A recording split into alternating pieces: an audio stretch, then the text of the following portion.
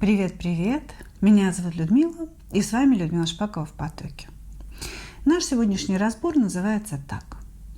Думает ли он о вас перед сном? И что именно он думает? У нас будет 3 позиции. И для начала мы сделаем сигнификацию. Сигнифицировать буду ситуацию между вами. Да? Что происходит? Это ваш новый знакомый, это ваш старый знакомый, вы вместе, вы не вместе. Собственно говоря, по ней вы и будете определять, да, смотреть ли вам эту позицию или нет.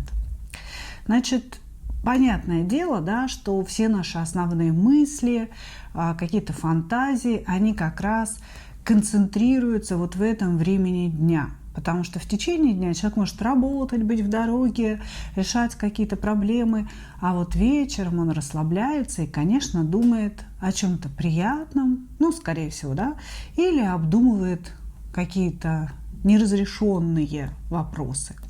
Собственно, поэтому такая тема, да, думает ли он о вас в это время. Значит, после того, как мы сделаем сигнификацию, мы посмотрим, кто вы для этого человека, да, то есть какую роль он отводит вам в своей судьбе, в своей жизни, а потом посмотрим, думает ли он о вас перед сном и что именно думает. Если же он о вас не думает, да, вообще, может, вы себе какого-то такого знакомца дальнего загадали, посмотрим, о чем он думает перед сном.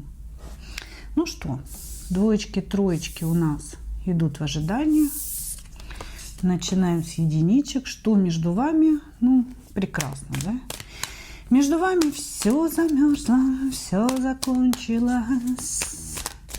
Все плохо, все убиты, все не общаются друг с другом. Короче говоря, ситуация такая между вами не очень. О, все.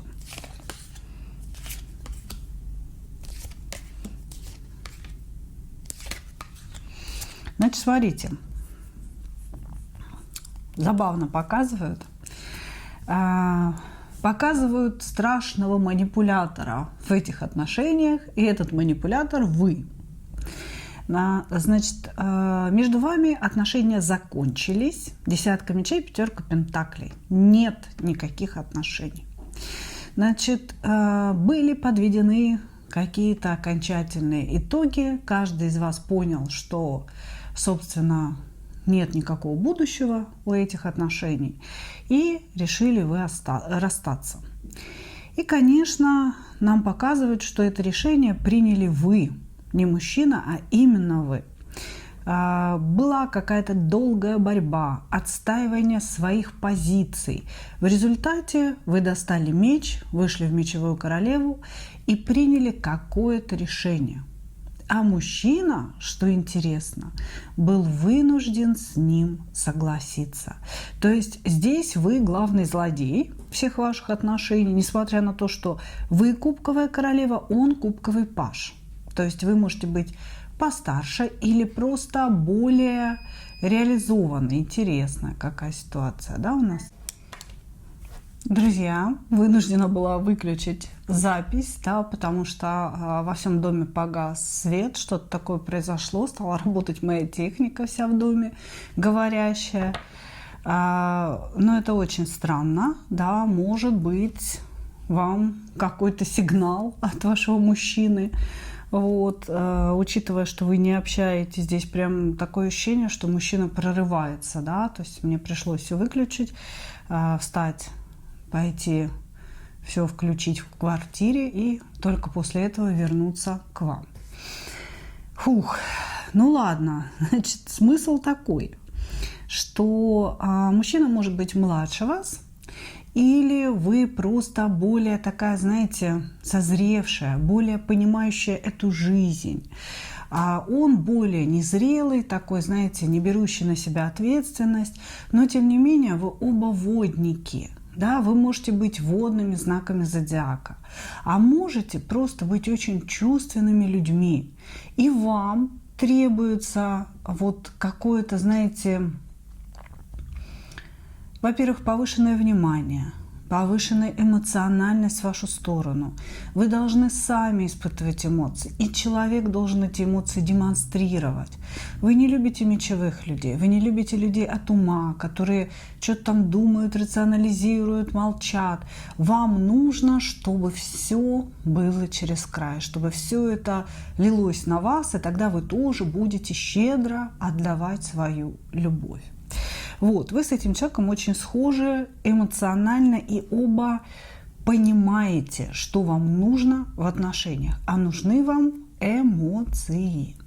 Вот, значит, и тут нам показывают, да, что, может быть, какие-то его поступки, может быть, какие-то его слова сработали так, что вы размахнулись мечом и приняли решение выйти из отношений. Вот, то есть именно с вашей стороны это было, и мужчина считает, что вы тем, что вы перестали с ним разговаривать, может быть, его заблокировали, что вы этим манипулируете им, что как бы это ваша манипуляция, при помощи которой вы хотите что-то изменить, что-то в нем изменить, собственно говоря. Вот, значит, он считает себя жертвой обстоятельств. Он говорит, я не хотел с ней расходиться, я не хотел, чтобы все заканчивалось, но она поставила меня перед выбором, который я не мог не сделать. Поэтому этот выбор я, собственно говоря, сделал, говорит он. Значит, его обуревают какие-то, знаете, негативные эмоции в вашу сторону из разряда «сейчас я соберусь, вот поеду к ней, встану перед ее дверью и буду с ней объясняться и выскажу ей вообще все, что там я хотел высказать, собственно говоря, и она у меня еще получит, и она у меня еще попляшет». Ну вот как-то так. Хорошо. Давайте посмотрим, кто вы для этого человека.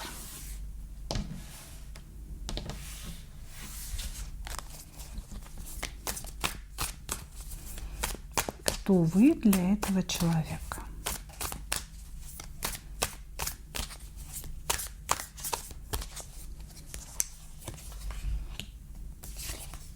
Теперь вот я смотрю, пишет, у меня не пишет. И звук хотелось бы тоже, чтобы писался. Скорее всего, вы дама не свободная, а мужчина здесь может быть, кстати, свободный. Или если он женат, то это очень такие, знаете, своеобразные отношения, где нет ни близости, ни секса. Но здесь такое ощущение, что мужчина свободен.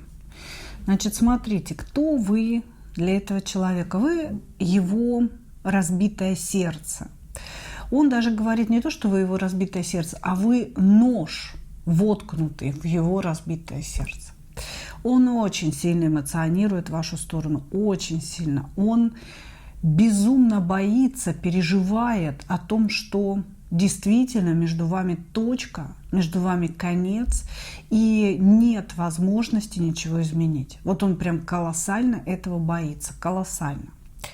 Вот, значит, кто вы? Вы для него какая-то опора, понимаете, сила и страшный суд.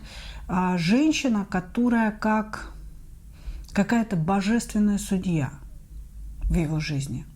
Вот вы появились, и он увидел себя по-другому, увидел свои поступки по-другому, стал задумываться над важными смыслами.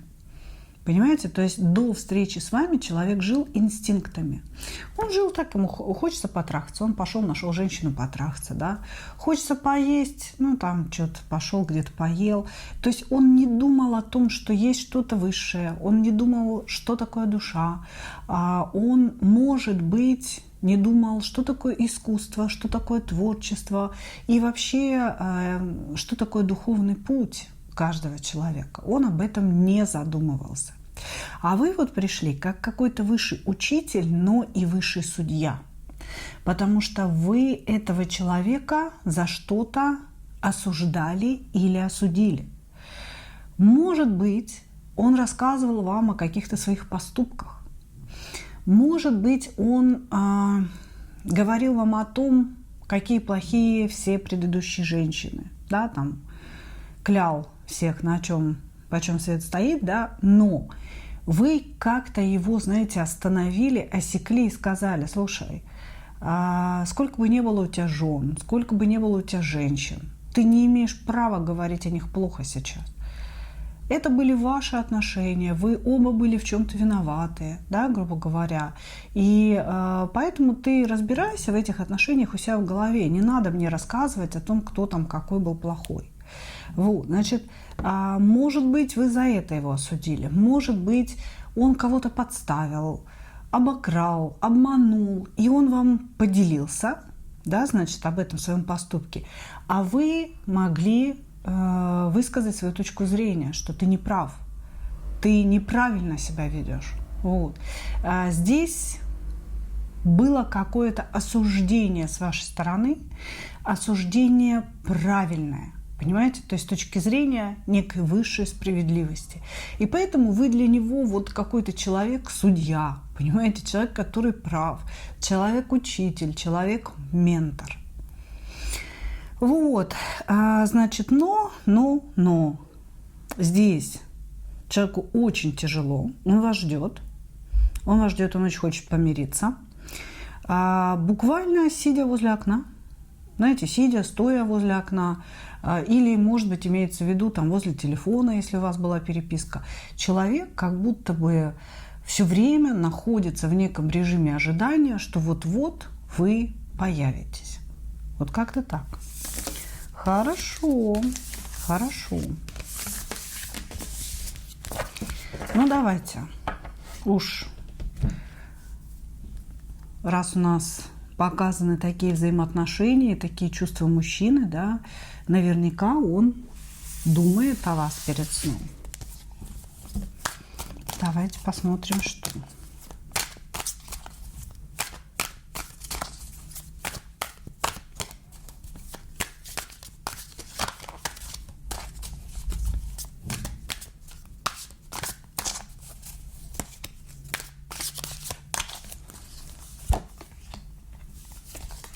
Что именно он думает о вас перед сном? Мечтает он о вас. Думает, конечно, думает, мечтает, фантазирует.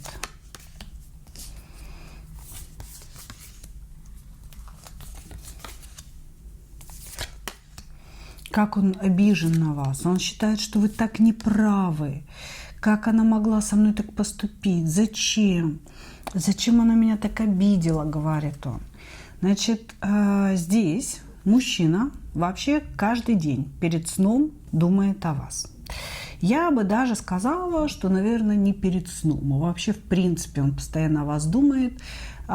Первое, он фантазирует о том, как все будет, когда вы помиритесь. То есть здесь человек жаждет помириться с вами, очень хочет и очень ждет.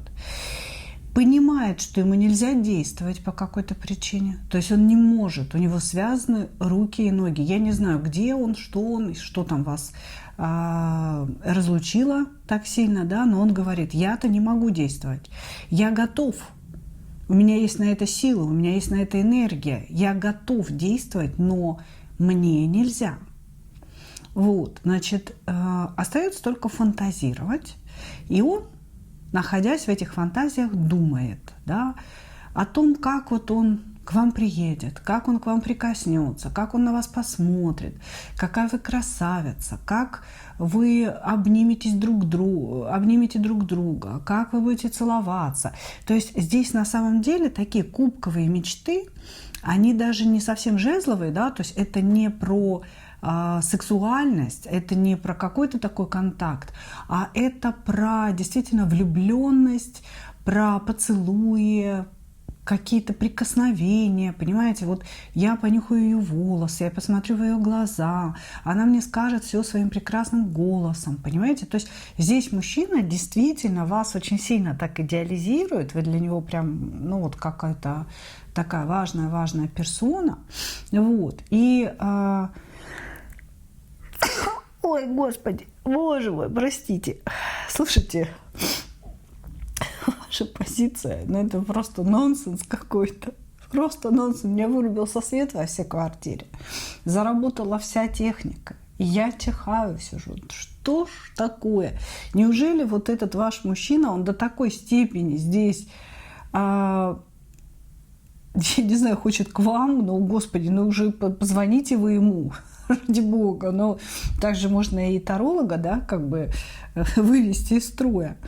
Значит, ну очень все странно, очень все забавно на вашей позиции. Значит, я не останавливаю лишь потому, что мне не хочется из потока выходить. Это как бы информация идет. Значит, он фантазирует об этом. О том, как вы помиритесь, как все будет, как он будет действовать, как он будет вас любить.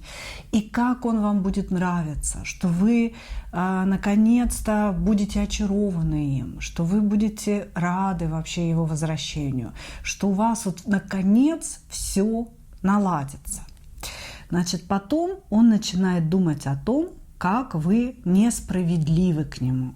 Что вот это принятое вами решение, что как бы какая-то ваша обида, да, что это все неправильно, что он из каких-то благих побуждений действовал, а вы, значит, так себя повели. Холодная вы, безразличная женщина. Вот, значит, он говорит о том, что когда мы с ней помиримся, значит, вот тогда восторжествует справедливость. То есть он считает, что вы должны проявиться, вы должны как-то, может быть, извиниться перед ним и тем самым восстановить справедливость. Раз уж вы, грубо говоря, несправедливо его здесь лишили себя самой. Вот. И, конечно, он мечтает о том, что вы станете его императрицей, что между вами будут регулярные сексуальные отношения, между вами будет мир и покой. А если есть расстояние, что вы как-то сблизитесь. Ну и, короче говоря, жили они долго и счастливо, вот, и умерли в один день. В общем, здесь мужчина, настоящий кубковый мужчина, фантазер, человек, который пребывает в иллюзиях. Для него вот в его фантазиях нет никаких бытовых вопросов, проблем и так далее. Вы идеальная пара, у вас идеальная семья, идеальный дом, деньги, наверное, просто из воздуха сами как-то падают, а может, они и не нужны вовсе, да. Главное – это любовь. Вот. Значит, все его мечты перед сном, они о вас, и они все глубоко идеализированные, в розовых очках с бульбами, как бы облаками и вот сладкой ватой. Как-то так. Благодарю вас. Очень надеюсь, что на второй позиции у меня не повторится всего того, что было в первой. Что происходит?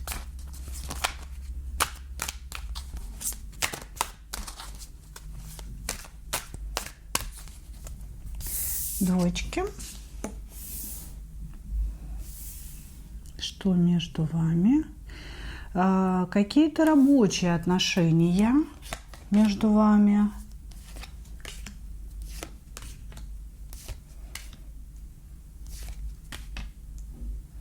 Тайные, которые плохо закончились.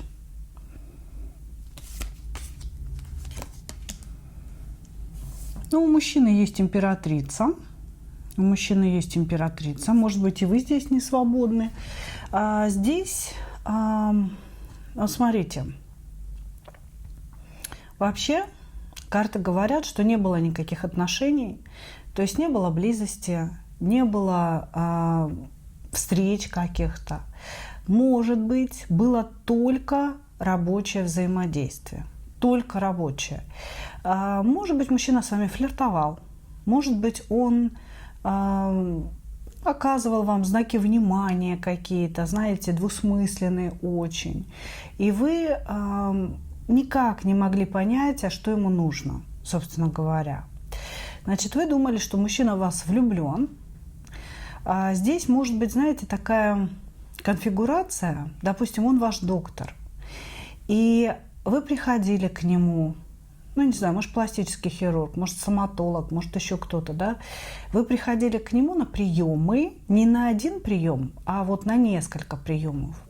И, может быть, он лично вам писал, посылал какие-то ваши, не знаю, там, анализы, снимки, еще что-то, давал консультацию дополнительную. Вот. То есть здесь было взаимодействие в письменном виде. Причем мужчина писал вам, да, связанное с работой, которую вы восприняли как влюбленность. Вам казалось, что этот мужчина оказывает вам повышенное внимание, что это вот не иначе, как влюбленность. И когда вы решили вывести всю эту информацию на белый свет, да, как-то ее обозначить, услышать от мужчины, что он от вас действительно что-то хочет, может быть, он вам нравился, да, а здесь мужчина вышел мечевого короля и тут же прекратил всякое общение с вами. То есть здесь мужчина оборвал это общение ровно после или вашего признания, или вашего намека, или вы его спросили, ну что дальше, да, как бы, Василий Петрович, вы мне тут пишете, да, что дальше, что-то как-то все про работу в 11 часов ночи, да, может быть, как-то проясним ситуацию. И Василий Петрович наш все это зарезал на корню, закончил. Вот. Здесь нет общения. Карта смерти и блок говорит о том, что общения нет между вами. Вы остались в очень растерянном таком состоянии. А был ли мальчик или мальчика не было. Вот. Обижены на этого мужчину, потому что это очень сильно вас оскорбило. Как будто бы вы почувствовали, что вы вроде как навязались, да, со своим вниманием. Хотя на самом деле все начал он. Он это вот выставил таким образом все. Вот, значит, и мужчина здесь точно женат. Вы разочарованы, думаете о нем. Здесь возник такой залипон на нем после вот этого всего определенный. Скорее всего, залипон возник, потому что не прояснена ситуация. То есть вы не поняли, кто вы кому были на самом деле. Вам показалось или вам не показалось. Вот. По сути, знаете, такое вот состояние обиженности из-за того, что не хочется чувствовать себя дурой. Вот как-то так. Хорошо. Смотрим, кто же вы для этого мужчины на самом деле.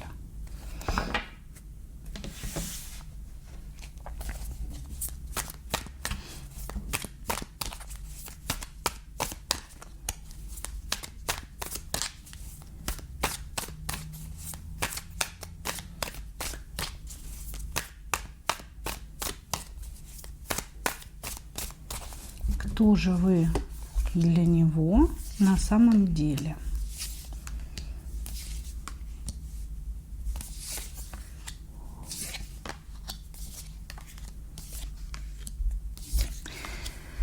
Так, вы можете быть тоже замужем. Здесь, знаете, мужчина на самом деле, он не хотел ничего серьезного. То есть сказать, что вы прям какую-то серьезную роль играете, нет. Здесь мужчина хотел легких отношений по дьяволу. То, что он с вами флиртовал по-настоящему, да, флиртовал. А что он хотел? Он хотел секса без обязательств, легкой симпатии без обязательств. Понимаете? То есть иногда это даже не для секса делается. Иногда это делается просто потому, что женщина нравится и хочется пощекотать себе эго. Понимаете? Она приходит, и начинается вот этот флирт такой, и мужчина видит, что он симпатичен женщине, и она видит, и вот эта вся энергия начинает бурлить. У каждого выработались какие-то там гормончики определенные, люди разошлись по домам, и вот хочется летать, хочется жить. Понимаете? То есть здесь на самом деле мужчина хотел наполниться сексуальными энергиями, огненными энергиями за ваш счет. Значит, вы для него дьявол. Это значит, что вы действительно очень соблазнительны для него, и вы его искушение. Вы его искушение. Но все время этого общения его тянуло к вам. Но все время он все равно думал о жене и думал о том, что жена уже его ловила. на подобных вещах. Вот. Может быть, даже выгоняла, может быть, у них был такой предразводный момент, но он как будто бы, знаете, одной рукой вас к себе притягивал, а другой рукой отстранялся. Он все время боялся как раз-таки этой ясности. Как только что-то становится ясным, ты уже не можешь назад отвинтить, понимаете? Ты уже не можешь с себя снять ответственность. Он очень боялся этой ответственности. Ему хотелось, чтобы вы продолжали с ним флиртовать. Но по дьяволу здесь, конечно же, хотелось сексуальных отношений, но при этом, чтобы все было легко. Легко. По 9 кубков это значит, мы порадовали друг друга, мы встретились, переспали, кайфанули, и потом я ей не пишу, она мне не пишет, мы просто не трогаем друг друга. То есть вот встретились, получили удовольствие и закрыли тему. Вот что он хотел. Понимаете? Ему очень нравился блеск в ваших глазах, ему очень нравилось нравиться вам. Понимаете? То есть он видел, что вы заинтересованы, и он вот прям от этого кайфовал, летал, плыл и так далее. Вот. Вот кто вы для него. Все это в прошлом. То есть он держит вот эти эмоции, эти мысли в зоне прошлого. Поэтому я и читаю, да, было, думал и так далее. Они думают сейчас. Хорошо. А вот что он думает сейчас, мы как раз и посмотрим. Не сейчас, да, вот перед сном. Давайте возьмем Монару.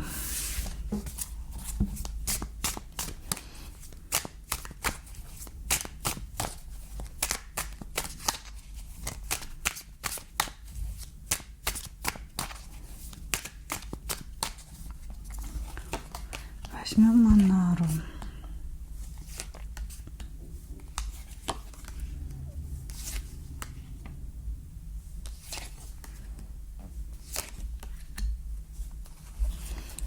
Что он думает о вас перед сном?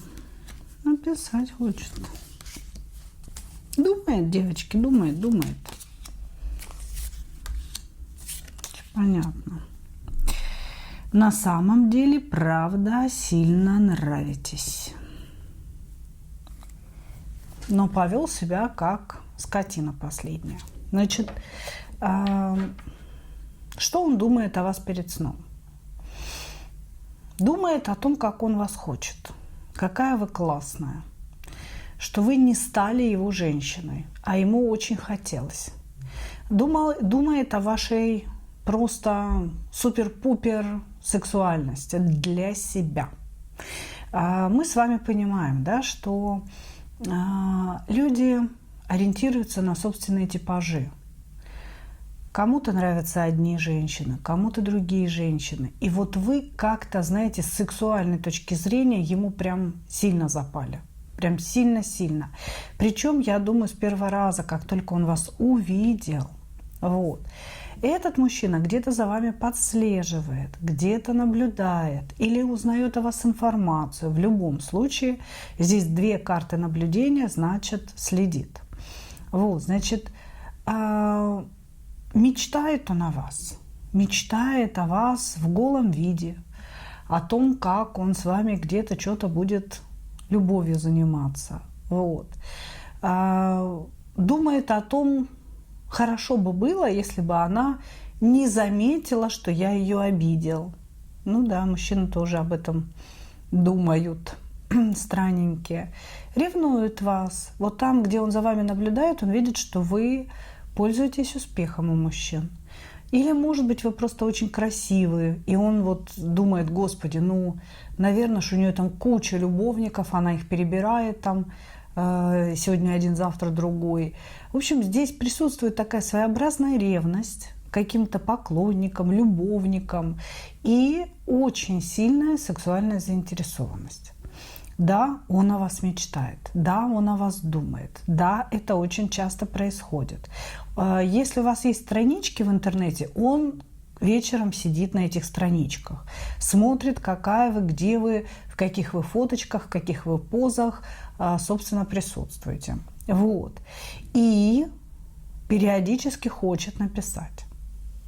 Потому что здесь была какая-то переписка, то есть вот он прям сидит и думает, написать, не написать, что сказать, может быть, там пригласить на прием, как-то вот сделать вид, что ничего не произошло.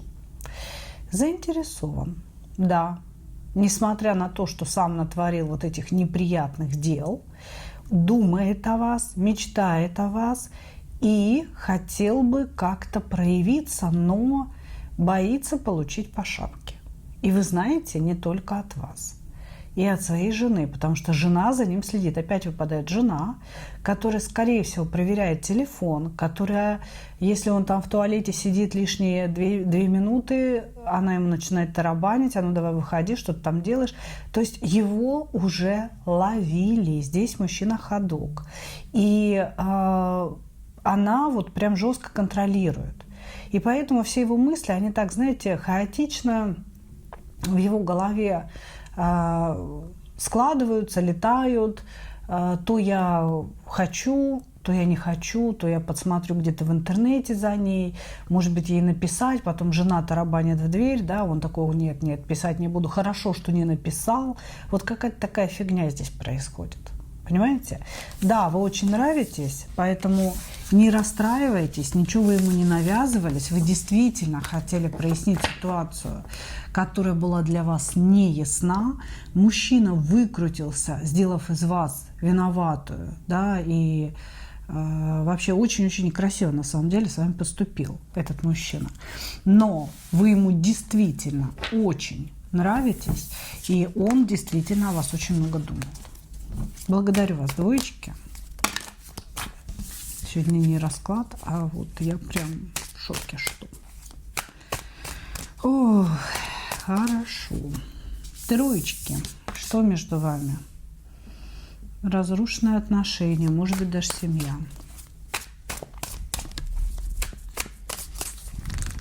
Ну ничего, Лиса, что у нас сегодня происходит? Свет выключается. Мама твоя чихает. Ну что это, Лисонька? Семья, говорят, муж ваш. Что между вами? Муж, который что-то такое сделал нехорошее.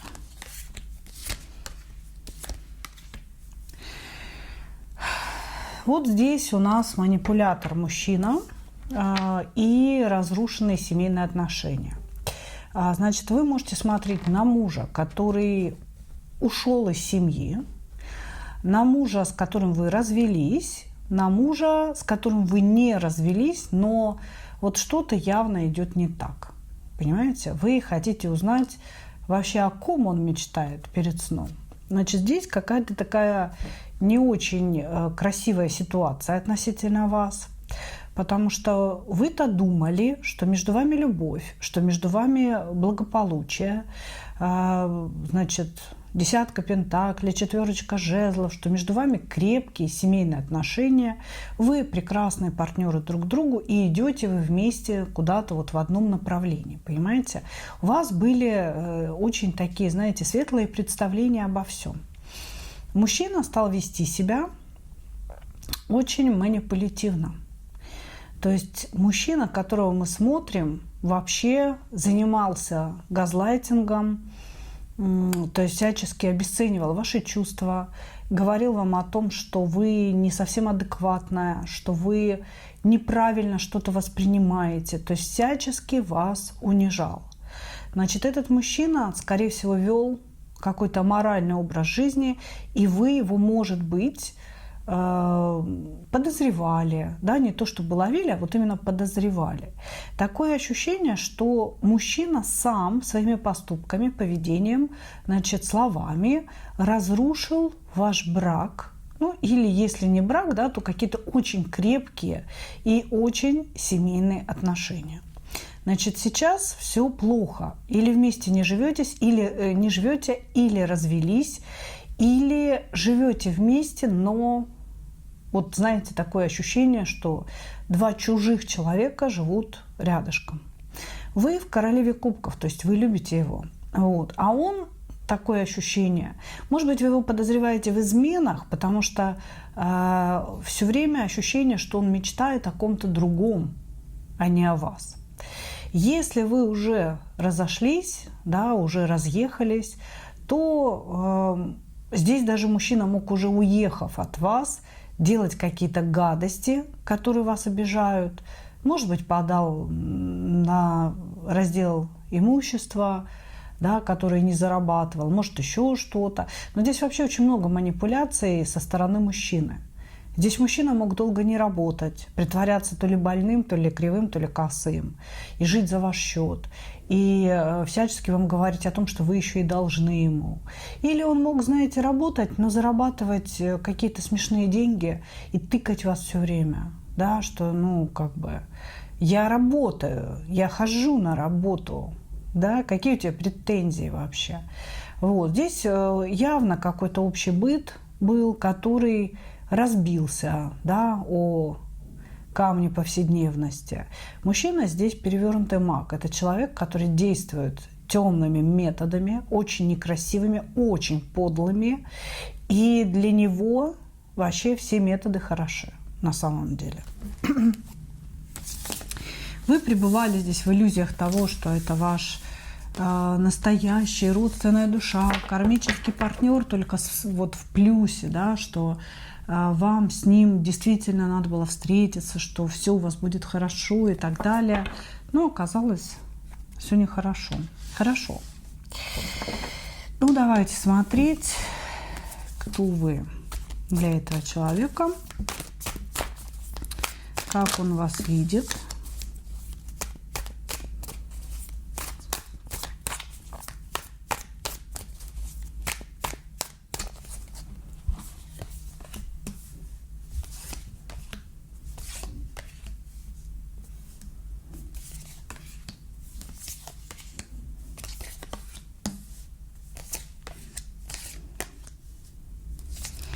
Тоже перевернутая десятка пентаклей говорит о том, что бывшая жена, императрица. Кто вы? Первое. Вы его разочарование. Вы его разочарование, знаете кем? Не вами, собой. Вы его разочарование собой. Вы зеркало, глядя в которое он увидел свое ничтожество, увидел свою незначительность, свою малость. Скорее всего, вы начали говорить ему о том, что настоящий мужчина должен что-то иметь, настоящий мужчина должен что-то зарабатывать, кем-то быть, что-то из себя представлять. Вставай, поднимай задницу, представляй из себя что-то. Вот, значит, здесь человек очень внимательно слушал все, что вы ему говорили. Он внутренне с этим всем согласен. Но его психике очень тяжело признать это, осознать это. И поэтому ему проще было сделать виноватой вас. Вот. Вы очень важный человек, императрица, и он на самом деле надеется, в конце концов, снова с вами воссоединиться. Вы очень важный человек, вы женщина его жизни, но он хочет, чтобы вы были той императрицей, которая ему нужна, которая будет полностью делиться своим ресурсом, какой бы он ни был, который будет выслушивать, будет другом, будет любовницей, любимой, терпеть гульки, терпеть безделье его, ленность какую-то, понимаете? И все время его покрывать, оправдывать. Понимаете, ему какая нужна императрица? То есть вот если бы вы остались, когда-то вы такой были, если бы вы остались вот в этом состоянии императрицы, которое он хочет видеть вас, то он был бы счастлив. Вопрос, были бы счастливы вы или нет, остается открытым. Значит, кто вы для него? Он разочарован, ну, как я и сказала, да, первое, вы для него императрица, женщина жизни, вы для него зеркало, всех его недостатков, всех его неудач и его ничтожностей. И поэтому вы его разочарование. Но разочарование не вами, как женщиной, а своим отражением. Понимаете? Этот человек не может вам простить, что вы видели его ничтожность, что вы ее раскрыли, что наконец-то однажды вы сами себе сказали правду. Сказали: я больше не хочу его покрывать, я больше не хочу для него что-то делать, потому что он ничтожество. Вы сказали это себе, вы сказали это ему. И так как он об этом и так знал, ему стало так больно. И чтобы освободиться от этой боли, он унизил вас. Выставил вас виноватой, выставил вас идиоткой. Ну, все как полагается. Понимаете? То есть, поэтому все так произошло, мои дорогие. Но вы здесь были абсолютно правы. Потому что здесь мужчину показывают лентяя, бездельника, кайфажора, ну, где-то, может быть, даже гуляку, да, то есть здесь разговор на самом деле идет о деньгах, о том, что вы как-то вот пытались вкладываться, строить этот союз, и вы что-то пахали, а вам и потом вам просто надоело. Просто надоело обеспечивать вот это нарциссичное чмо, которое еще указывает вам, как к нему нужно относиться, да, и вообще, как вы его должны уважать и молиться на него. Ну, давайте посмотрим, о ком он мечтает перед сном, о вас ли или не о вас.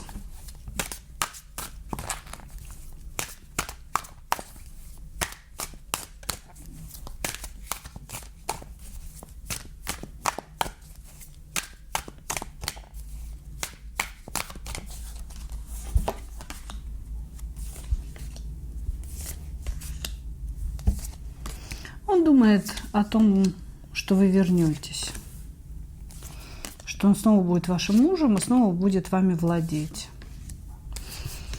Думает о том, что, ну, как бы ночь темна перед самым рассветом, знаете.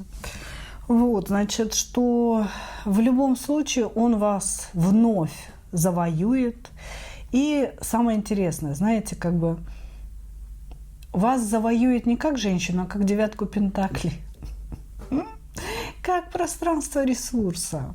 Ну, то есть, как это так? Мой ресурс собрался от меня куда-то свалить. Да, как бы мой ресурс утекает из рук. Нет, ресурс, подожди. Я тебя буду сейчас завоевывать. И когда он вас завоюет, он снова воссядет дома на попе ровно с пивком и заживет как пентаклевый король. Как-то так. Значит, о чем еще он мечтает перед сном? О том, что когда восстановятся ваши отношения, он успокоит вас, да, какое-то время, будет вести себя идеально, вы будете ждать, ну, вернее как, вы будете верить в то, что он изменился, конечно же, и что теперь все будет хорошо, вы будете счастливы, васи-тряси, да, все вот эти вот все розовые бульбы. Значит, и после того, как вы успокоитесь, он навострячит свой жезл, навострячит все свои любовные, сексуальные энергии в сторону от вас.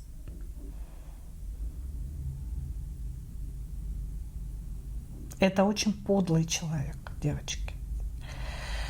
Очень подлый мужик. Он хочет вас вернуть, успокоить вас, накинуть вам новые лапши на уши, чтобы вы снова на него пахали, обеспечивали его, создавали зону комфорта, были для него мамочкой, решали все его проблемы. И когда вы успокоитесь, он пойдет гулять. Такой мартовский котик у нас, понимаете? Все. Такие у него фантазии перед сном. Честно говоря, вообще не знаю, как бы зачем вы его смотрели. Если вы приняли какое-то решение, принимайте его очень-очень жестко, потому что человек здесь, конечно, не изменится. Он абсолютный обманщик, абсолютный подлец, живет только для себя, эгоист, зацикленный на своем комфорте. Благодарю вас, мои дорогие. Вот такой сегодня получился разбор. Я, как обычно, хочу пожелать вам только одного. Встретить свою настоящую любовь и не потерять в ней себя. Ну а мы увидимся с вами в следующих видео. Пока-пока!